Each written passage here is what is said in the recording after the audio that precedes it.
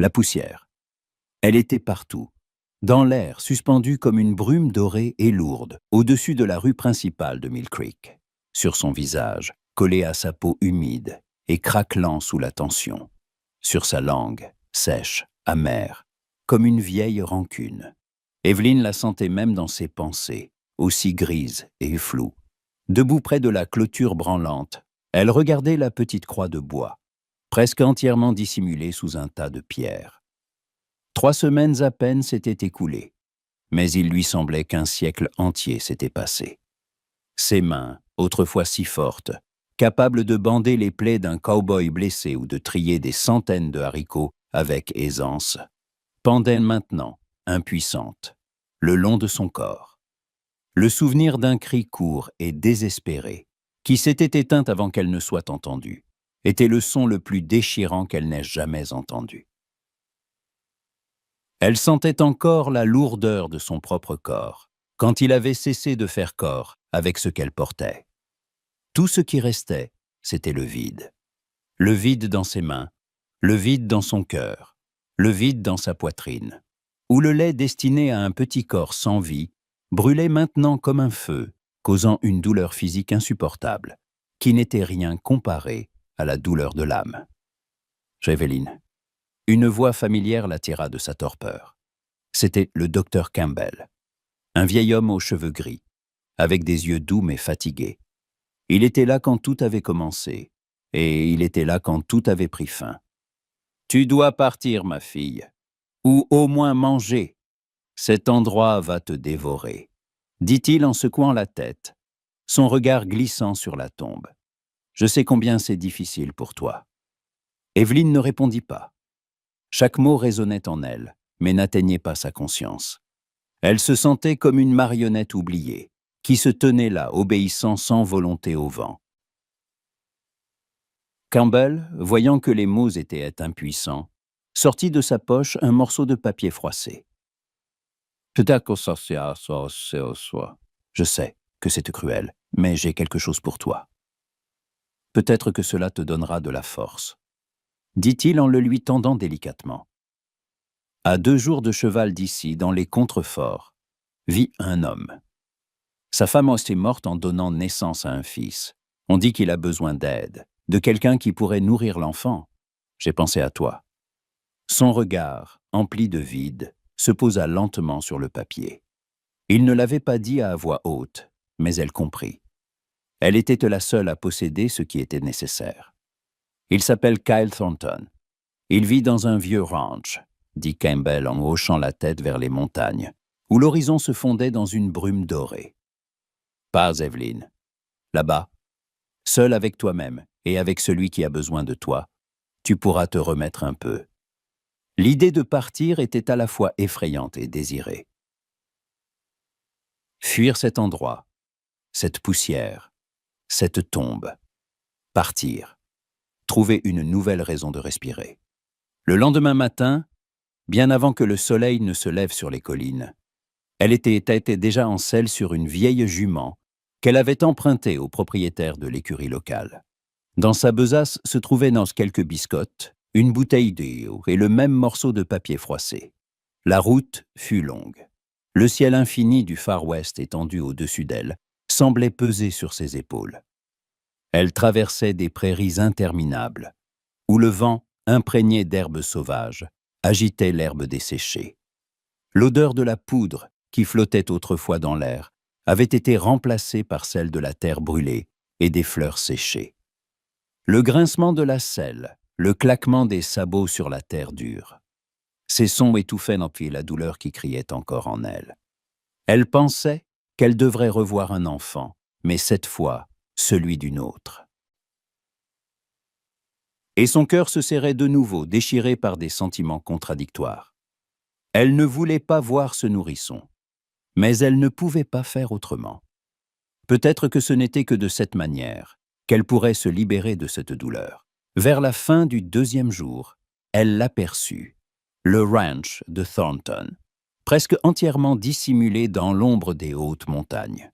Dès le premier regard, il était évident qu'il n'avait pas été entretenu depuis longtemps.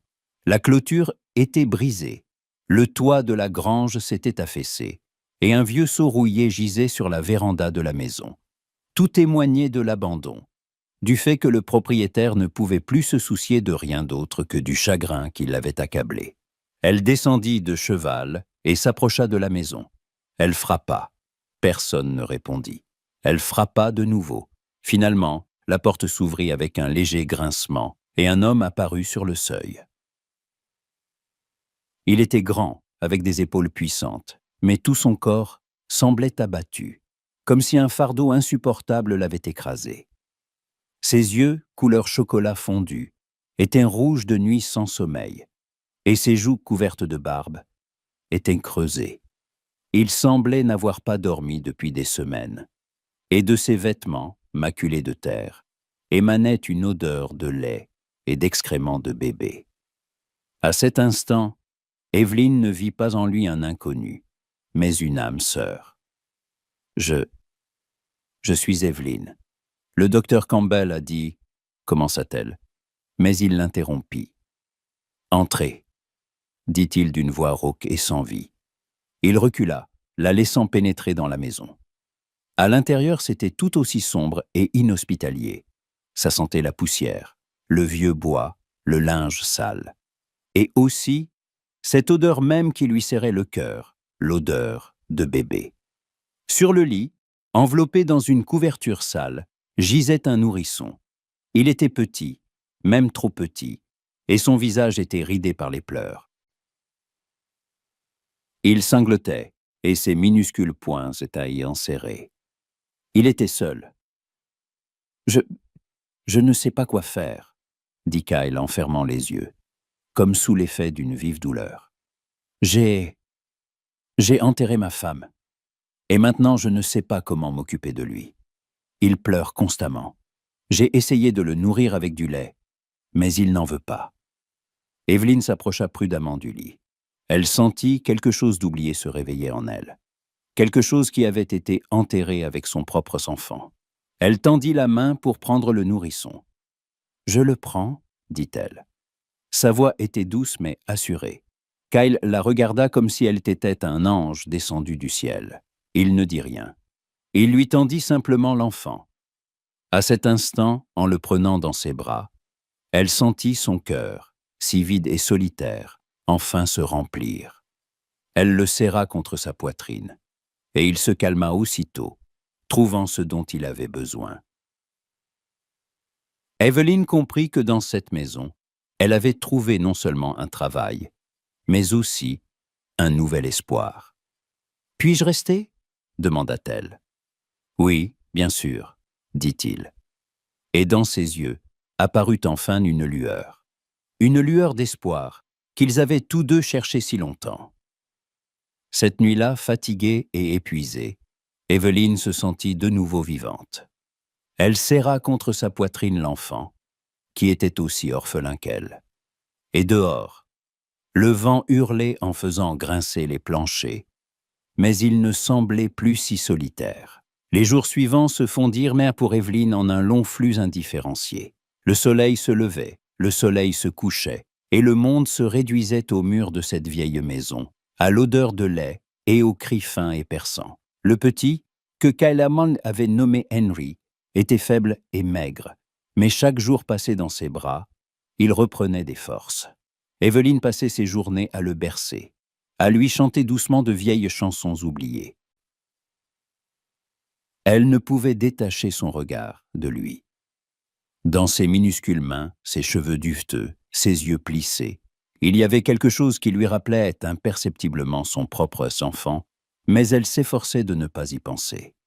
Elle s'occupait simplement de lui donnant l'amour qu'elle aurait dû donner à un autre. C'était sa rédemption. Kyle était une ombre dans sa propre maison. Il faisait constamment quelque chose, mais ses mouvements étaient lents et sans but. Il apportait du bois, réparait la clôture, mais tout cela n'était qu'un moyen d'éviter le silence. Il ne parlait pas. Il ne regardait pas Evelyn. Son regard, vide et détaché, était fixé quelque part au-delà de l'horizon. Elle le comprenait. La douleur était fraîche, et en parler était impossible. C'est pourquoi elle aussi restait silencieuse. Leur dialogue était réduit au minimum. Il a mangé. Il faut de l'eau. Bonne nuit. Le 3e jour de son séjour au ranch, Kyle s'approcha d'Evelyn, alors qu'elle était assise sur la véranda, berçant Henry. « Merci », dit-il. Et ce mot, prononcé pour la première fois par lui, résonna comme le bruissement de l'herbe sèche. Evelyn leva les yeux. Dans son regard, il y avait une sorte de gratitude, mais aussi une mélancolie sauvage et animale. Elle ne savait que répondre. « Tu nous as comme sauvés, continua-t-il. Et elle vit des larmes briller dans ses yeux. Il se détourna précipitamment, cachant ses émotions. Evelyn sentit son propre cœur se serrer. Elle voulut tendre la main et toucher son épaule, mais s'arrêta. Elle savait qu'il avait besoin de temps et que ce temps ne devait pas être accéléré. « Nous allons nous en sortir », répondit-elle doucement. Ce soir-là, alors que le soleil se couchait, peignant le ciel de couleur orange vif et pourpre, Kyle s'assit à côté d'elle. Sans un mot, il regarda simplement Evelyn nourrir Henry. Son visage était éclairé par la douce lumière du soleil couchant, et il voyait en elle non pas seulement une nourrice pour son fils, mais quelque chose de plus. Il y voyait de la force, de la sagesse, et la même douleur qui le tourmentait.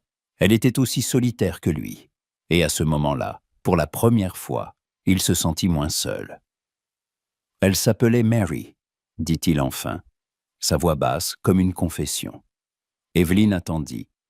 Elle était une lumière. Il sourit, mais ce sourire était amer. Elle riait toujours. Elle voulait que ce ranch devienne le meilleur endroit du monde. Elle était courageuse, répondit Evelyn, et ses mots étaient insincères. Oui, acquiesça Kyle, très courageuse. Elle est partie pour qu'il puisse vivre. Il ne put continuer. Evelyn sentit qu'il parlait de sa femme, de sa douleur, de sa tragédie, et elle le comprenait. Elle savait que c'était la conversation la plus difficile de sa vie, et qu'il essayait de surmonter sa douleur. Elle ne dit rien. Elle écoutait simplement. Elle écoutait le vent qui balayait les prairies. Elle écoutait le silence qui s'était abattu sur le ranch. Et dans ce silence, ils comprirent tous deux qu'ils n'étaient pas seuls. Ils étaient des âmes sœurs, qui s'étaient rencontrées à l'heure la plus sombre, et dans cette obscurité, ils pouvaient te trouver du réconfort. Cette nuit-là, alors que Kyle dormait dans son lit et qu'Evelyn, berçant Henry, somnolait dans le fauteuil, il entendit sa douce chanson. Elle était simple, mais elle contenait tant de douleur et d'amour qu'il ne put retenir ses larmes. Il ne savait pas à qui elle chantait, mais il savait que c'était quelque chose de très personnel. Et à cet instant, il comprit qu'elle était celle qui pourrait guérir ses blessures. Le matin, il se leva plus tôt que d'habitude. Il prépara du café, puis, sans un mot, apporta une tasse à Evelyn. « Merci », dit-elle. Et dans sa voix résonnait non seulement de la politesse, mais quelque chose de plus profond. « Nous devons faire quelque chose avec cet endroit », dit Kyle. Sa voix sonnait différemment. Il y avait de la détermination. Il avait enfin compris que la vie pouvait continuer, qu'il avait quelqu'un pour qui vivre. Il regarda Henry, qui dormait paisiblement dans ses bras. « Oui ?» dit-elle, et leurs regards se croisèrent. À cet instant, quelque chose de nouveau naquit entre eux, quelque chose qui pouvait être le début d'une nouvelle vie. Et ils savaient tous deux que ce ne serait pas facile, mais ils étaient prêts. Ils étaient prêts à recommencer, et ils étaient prêts à le faire ensemble. Les jours s'étiraient, mais n'étaient plus aussi monotones. Ils s'étaient transformés en une succession de petites, mais importantes victoires. Le ranch, qui semblait encore abandonné il y a peu, reprenait vie peu à peu. Kyle travaillait du matin au soir, et ses mouvements, qui étaient lents et sans volonté il n'y a pas si longtemps, étaient maintenant assurés. Il réparait le toit de la grange, restaurait la clôture cassée, et dans chacune de ses actions, on sentait une nouvelle détermination cachée. Il redécouvrait en quelque sorte cet endroit, qui avait autrefois été le symbole de son amour et qui était maintenant devenu le symbole de sa douleur. Evelyn ne restait pas inactive non plus. Elle s'occupait de la maison, elle nettoya la poussière incrustée, enleva la suie du poêle, rangea la cuisine. La maison, autrefois sombre et vide, était maintenant douillette et vivante. On y sentait l'odeur du pain fraîchement cuit, et même les coins les plus sombres semblaient s'être éclaircis. Henry, le petit Henry, devenait plus fort chaque jour. Il avait appris à sourire, et son sourire était le plus grand trésor pour Evelyn. Quand il riait, elle sentait quelque chose de nouveau, quelque chose de vivant, apparaître dans son cœur, là où il n'y avait encore que du vide. Ils travaillaient séparément, mais en même temps, ensemble. Ils ne parlaient pas, mais se comprenaient à demi-mot. Quand Evelyn avait besoin d'eau, Kyle allait déjà au puits. Quand Kyle avait besoin d'aide, Evelyn était déjà à ses côtés. Ils avaient appris à communiquer sans mots. Un soir, alors qu'ils étaient assis sur la véranda et que Henry dormait paisiblement dans son berceau, Kyle prit la parole. « J'ai trouvé son journal, » dit-il, sa voix basse et prudente. Evelyn tourna la tête.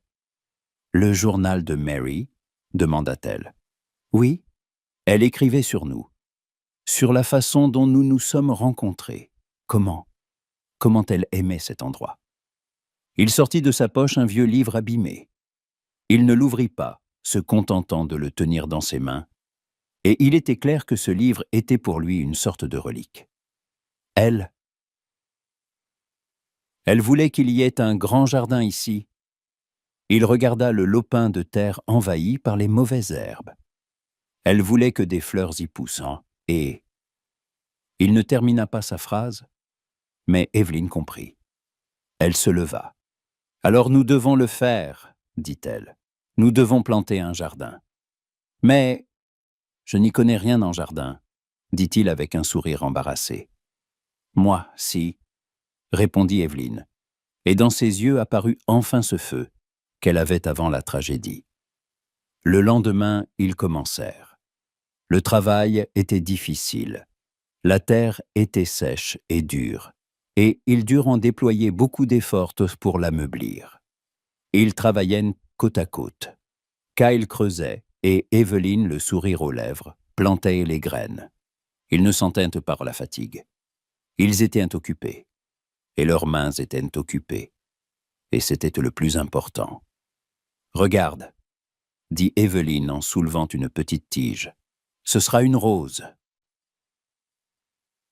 Kyle la regarda, et il lui sembla qu'il ne voyait pas seulement une femme qui plantait des fleurs, mais celle qui redonnait vie à sa terre, à sa maison, à son cœur. Il voyait en elle de la force, de la résilience et une incroyable gentillesse. À la fin de la semaine, toute la parcelle était nettoyée. Ce n'était plus seulement un morceau de terre, mais un jardin. Il n'y avait pas encore de fleurs, mais ils savaient déjà qu'il y en aurait. Ils en sentaient déjà le parfum. Ce soir-là, alors qu'ils étaient assis sur la véranda, Kyle s'approcha d'elle. Il portait une chemise propre, ses cheveux étaient impeignés, et il n'y avait aucune trace de poussière sur son visage. Il avait l'air différent. Il n'y avait plus cette fatigue qu'il avait encore si récemment. « Merci, » dit-il. « De quoi ?» demanda Evelyn. « De tout. De m'avoir rendu à la vie, d'avoir rendu Henry à la vie, d'avoir rendu cette maison à la vie. » Il la regarda droit dans les yeux, et son regard était honnête et ouvert. « Tu es pour nous comme un rayon de lumière. » Evelyn sentit son cœur battre la chamade. Elle ne savait que répondre. Elle le regarda simplement, et à cet instant, alors qu'ils se regardaient l'un l'autre, ils comprirent tous deux qu'ils n'étaient plus seuls. Ils étaient ensemble. Ils étaient une famille. Le jardin s'épanouissait. Chaque jour, lorsque le soleil se levait à l'horizon, Evelyn et Kyle trouvaient une nouvelle pousse, un nouveau bouton, un nouveau signe que leur travail portait ses fruits. Les roses qu'Evelyn avait plantées promettaient d'être aussi belles que celles dont Mary avait écrit dans son journal. Elles étaient devenues le symbole de leur espoir, de leur avenir commun. Henry, qui pouvait maintenant s'asseoir et parfois même ramper maladroitement, passait son temps à les observer. Son rire, autrefois silencieux, résonnait maintenant dans toute la cour, et il semblait encore plus vivant qu'avant. Une nuit chaude, Kyle était assis sur la véranda, le regard fixé sur le ciel étoilé. Evelyn vint le rejoindre, enveloppée dans une couverture chaude. « Pourquoi ne dors-tu pas » demanda-t-elle. « Je ne sais pas, je n'y arrive pas. Tout semble si irréel, » répondit-il. Ils s'assirent en silence, observant les étoiles. Evelyn sentit son cœur s'accélérer lorsqu'il était près d'elle. Elle comprenait que leur relation changeait. Ils n'étaient plus seulement une nourrice et un veuf. Ils étaient bien plus. « Je n'oublierai jamais ce que tu as fait pour moi, » dit doucement Evelyn, se souvenant de la façon dont il l'avait prise du cimetière et lui avait donné une seconde chance. « J'ai juste fait ce qu'il fallait, » répondit-il à la voix rauque. « Je ne sais pas comment vivre avec ce qui s'est passé. » Elle parlait de son enfant, et sa voix tremblait.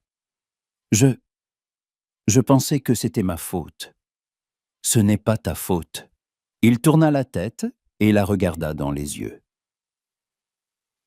Parfois, des choses que nous ne pouvons pas contrôler arrivent. Ce qui compte, c'est ce que tu fais après. Ils replongèrent dans le silence. Mais ce silence était différent. Il était rempli non pas d'amertume, mais de compréhension. Ils savaient tous deux qu'ils n'étaient pas seuls. Le lendemain, Kyle devait se rendre en ville pour les provisions. Il proposa à Evelyn de l'accompagner, mais elle refusa. Elle ne voulait pas voir de gens, ne voulait pas se souvenir de sa vie passée. Elle préféra rester avec Henry. « Prends soin de toi », lui dit-il avant de partir. Et il y avait dans ses yeux quelque chose qui fit battre son cœur encore plus fort. Kyle arriva en ville. Mill Creek était tel qu'il l'avait laissé, poussiéreux, bruyant, rempli de gens avides de ragots. Kyle entra dans le saloon pour boire un verre d'eau et entendit deux hommes parler de lui. « J'ai entendu dire que Thornton a pris une nouvelle femme, » dit l'un, « celle qui a perdu son enfant. On dit qu'elle est maudite. » « Oui, » répondit l'autre, « c'est étrange. Elle leur a porté malheur. Je me demande ce qui va se passer ensuite. » Les mots des hommes furent comme un coup. Kyle sentit la fureur monter en lui. Il voulut s'approcher d'eux et leur dire qu'ils avaient tort, qu'ils ne savaient maintenant pas ce qui s'était passé. Mais il s'arrêta. Il ne voulait pas de conflit. Il voulait juste rentrer chez lui, auprès d'Evelyn et Henry. Il savait qu'ils étaient sa seule famille et son unique préoccupation. Il rassembla tous les provisions nécessaires et se précipita vers le ranch. Il roula aussi vite qu'il le put. Il ne voulait pas qu'Evelyn apprenne les rumeurs qui circulaient en ville. Il voulait la protéger. Quand il revint, Evelyn était assise sur la véranda et Henry dormait dans ses bras. Elle le regarda et il y avait une telle tendresse dans ses yeux qu'il oublia sa fureur. Il comprit que le monde des rumeurs et des commérages n'avait aucune importance, semblait aucune importance. Ce qui comptait, c'était qu'ils soient là, ensemble. « Quelque chose s'est passé ?» demanda-t-elle. « Non. Tout va bien, » répondit-il. Il ne lui dit pas ce qu'il avait entendu. Il ne voulait pas la contrarier. Il s'approcha simplement d'elle, s'assit à ses côtés et lui prit la main. Il voulait qu'elle sente qu'elle n'était pas seule, qu'il était là. Evelyn ne retira pas sa main.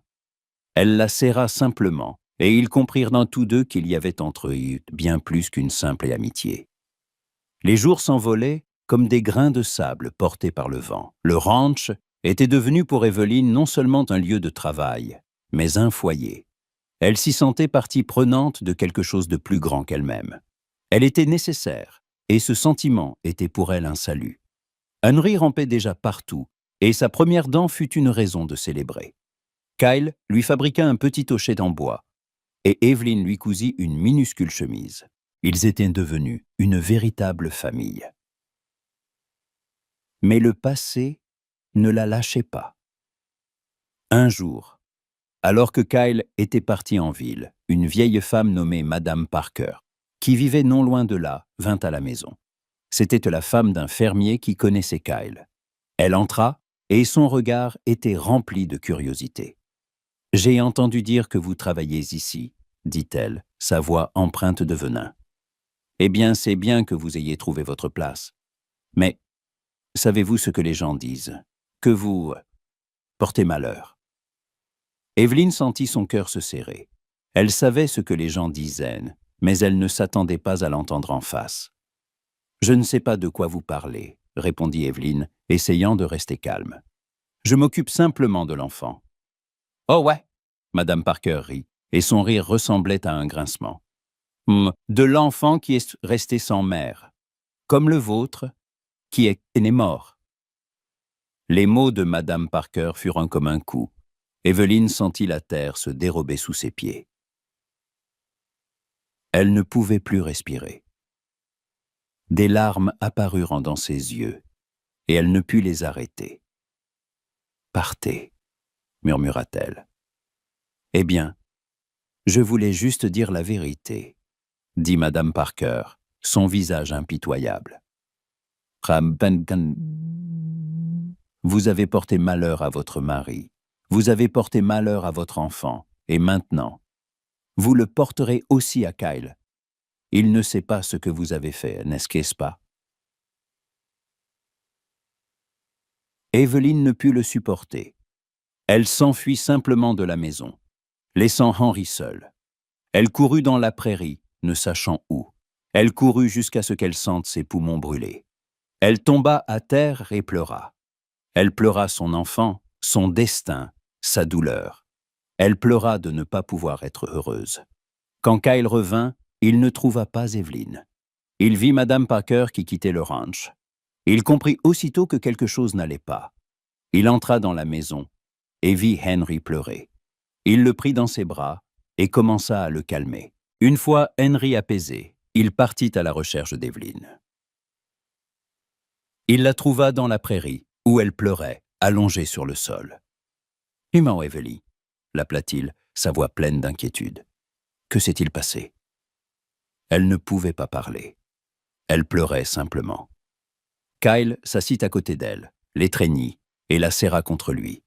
Il ne posa pas de questions. Il la tint simplement, lui donnant l'occasion de se vider de ses larmes. Quand elle se fut un peu calmée, elle lui raconta tout. Ce que Madame Parker lui avait dit, comment elle se reprochait la mort de son enfant. Kyle écouta, son visage concentré et sérieux. Il ne dit rien. Il la regarda simplement dans les yeux, et il n'y avait aucun jugement dans son regard. « Madame Parker a tort, » dit-il quand elle eut fini. « Tu n'as pas porté malheur. Tu nous as sauvés. Elle est simplement jalouse.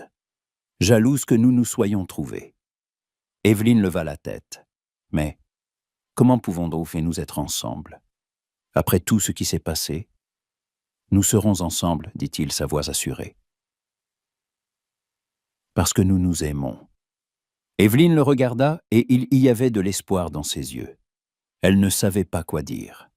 Elle se serra simplement contre lui, et ils comprirent en tous deux qu'ils avaient enfin trouvé leur foyer. Les jours qui suivirent cette confession furent emplis d'un sens nouveau. Ils ne cachaient plus leurs sentiments. Kyle et Evelyn passaient leur soirée sur la véranda, se tenant la main, et Henry dormait dans leurs bras. Ils parlaient de leurs rêves, de leurs espoirs. Evelyn lui raconta son passé, comment elle avait rêvé d'une grande famille. Kyle lui parla de sa vie avec Mary, de l'amour qu'il lui portait, et comment il s'était perdu après sa mort. Ils ne se cachaient rien l'un à l'autre. Un soir, alors que le soleil se couchait et que le ciel se colorait d'un rouge ardent, Kyle s'approcha d'Evelyn. Il portait une chemise propre, et ses cheveux étaient soigneusement coiffés. Il avait l'air différent. Il n'y avait plus cette fatigue qu'il avait encore si récemment. Il lui prit la main et la conduisit au jardin. Le jardin était magnifique. Les roses et oreilles avaient fleuri, et leur parfum emplissait l'air. Evelyn sourit. « Je crois que Mary aurait été contente, » dit-elle. « Elle aurait été heureuse. »« Je sais, » répondit Kyle. « Elle a toujours voulu qu'il y ait un grand jardin ici. Elle voulait qu'il y ait beaucoup de fleurs. Et moi, je suis content que tu m'aies aidé à le faire. » Il la regarda dans les yeux, et son regard était rempli d'amour. Il ne dit pas un mot, mais elle comprit ce qu'il voulait dire. « Evelyn, dit-il enfin, je ne peux pas vivre sans toi. Je ne peux pas imaginer ma vie sans toi et Henry.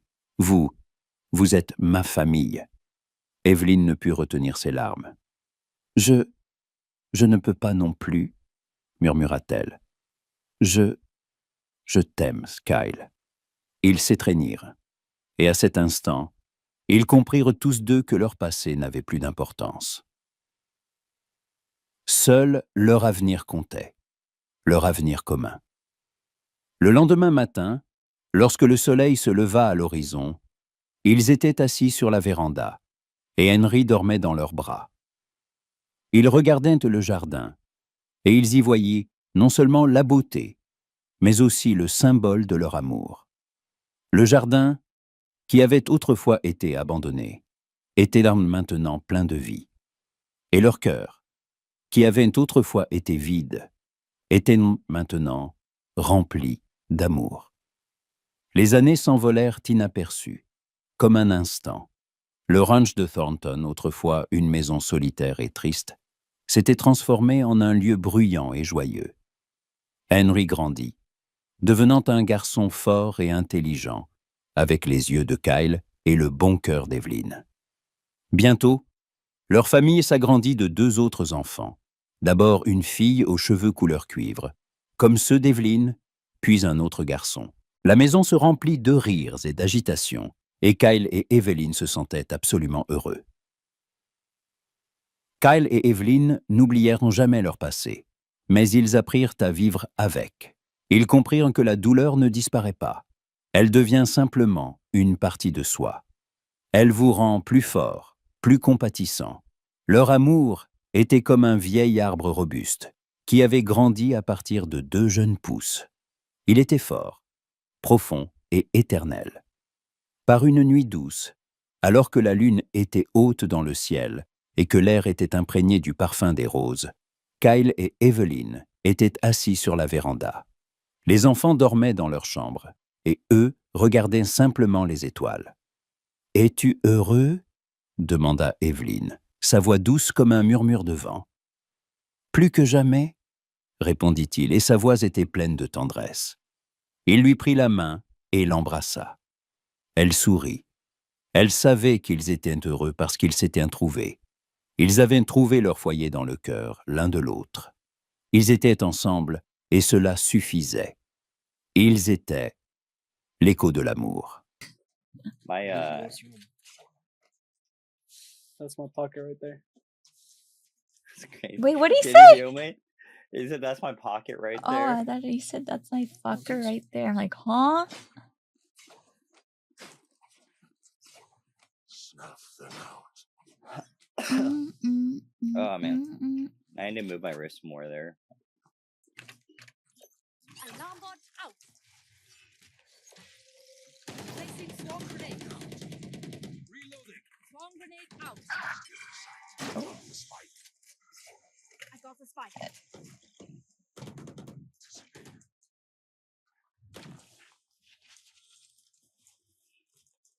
We could rotate. You guys want to rotate? Yeah, go ahead.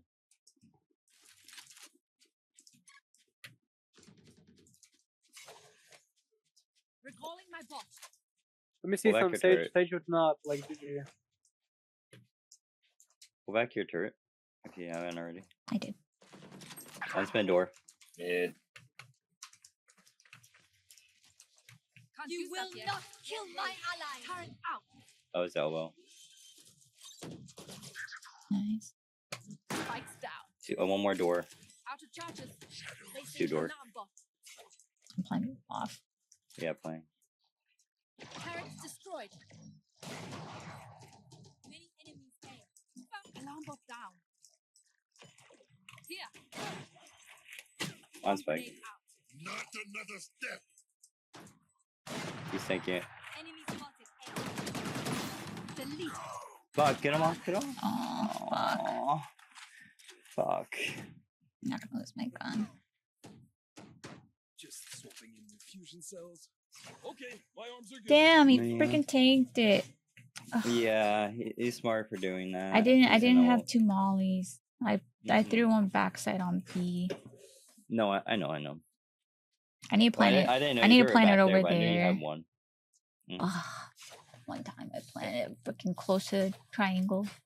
Nah, it's alright. We go. Yeah, I couldn't see him, so I went over.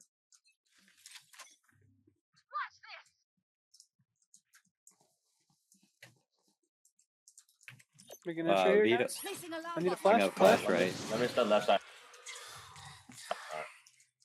Come in tree. Come in tree.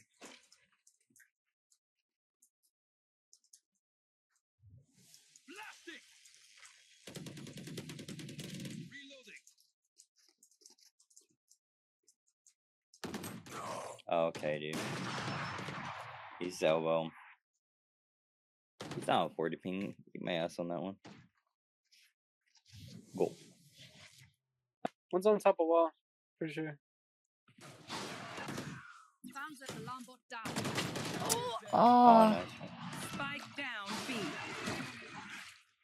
Vito solo. Nice. Here. Last player standing. I feel like B is not our spot. Yeah, This or what?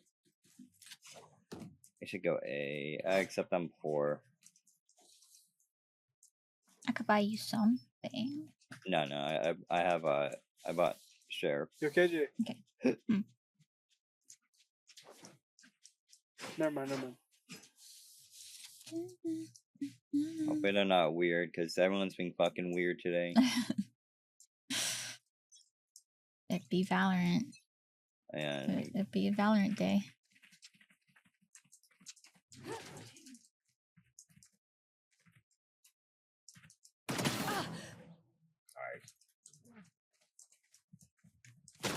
Ooh, Vito door. Vito close. Your duty is Thank you. not over. Whew, I like a Prozac. This is crazy. Alarm bot out. Vito dead. Flash out. Turret out. Blinding. I'm planting it Yeah. here. I don't know if I can. One's gonna be bridge. Turrets destroyed. One's a ramp. What's to him? Ooh! Ooh! Hey, I don't want to die this gun, so I'm gonna burn this ult. Smoking.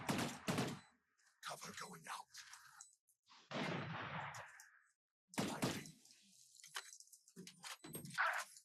Oh, Wearing both still. Bomb grenade out. One enemy remaining. Bomb grenade out. Not on. hold on. Good. Leave. Go. Not gonna touch us here. Nice. I should have vlogged you. Come in. Girl. Let's go.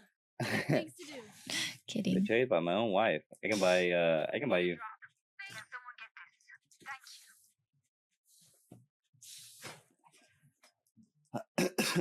Preach, you want to trade?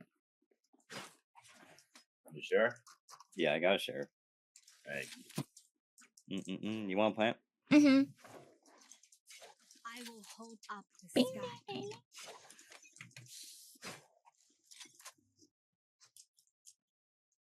I think Sage is gonna be here.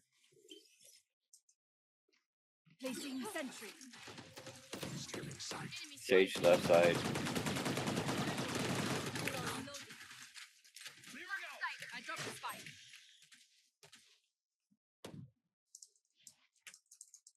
you must stand. You must, oh, Leave. nice. I have Let's go A. Come on. Bot coming back. I hit that fade. Shadows traveling.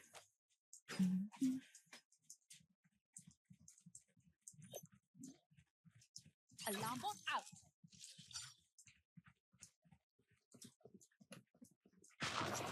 Placing swarm grenade. Placing sentry. Broke it. Omen wasted his Swarm TP. grenade. 97 fade. 97 fade. Omen's gonna Hooray. be spawn. Two spawn. Our spawn? There's spawn. There's spawn. There's spawn. Are they all spawn? Turret down. Where is that turret? Bridge. Oh, it was right here. They're gonna be bridge. Cover going out.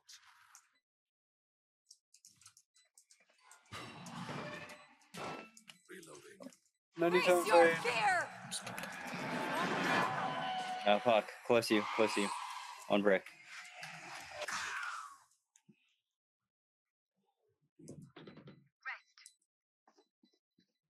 Outside One smoke. enemy They're right. remaining. One's left Last side. player standing. Yeah, good Run. stuff. Good job. Found them.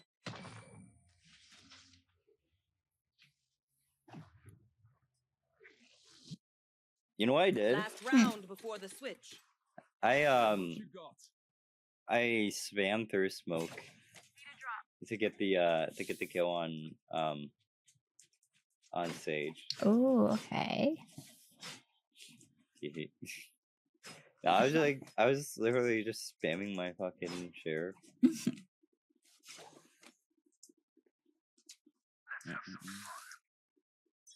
I need this. Kind of don't want to go B. I know I do. You can give me a spike. You can lurk mid. I dropped the Have spike. the spike. Actually, go lurk up A. There's Yeah. one mid door. I'm gonna smoke nest. And smoke. She's in the smoke. In the fucking smoke.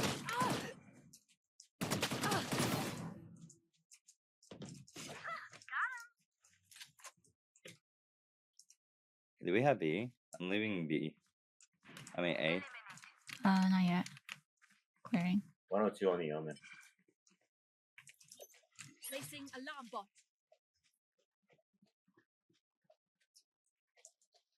Found them. Turret Mid door. One enemy remaining. for you. Thank you. Planting same spot. Placing swarm grenade. My By god. orange.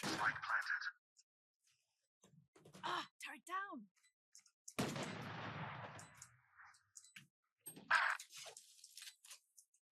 I blinded him, but he's going left side. No, he's near me. Last Oh, player standing. fuck. He was looking at me.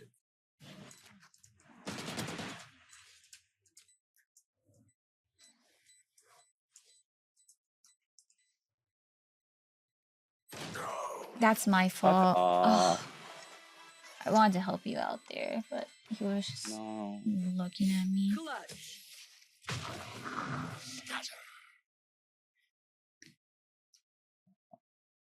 Switching Man, that was a sides. 3v1 too. I know. What did we hit him for? Good job, I believe in 6. you, brother. Holy shit, that was loud. What was it? 6 106? Placing alarm bot. You hit him 6? with my turret.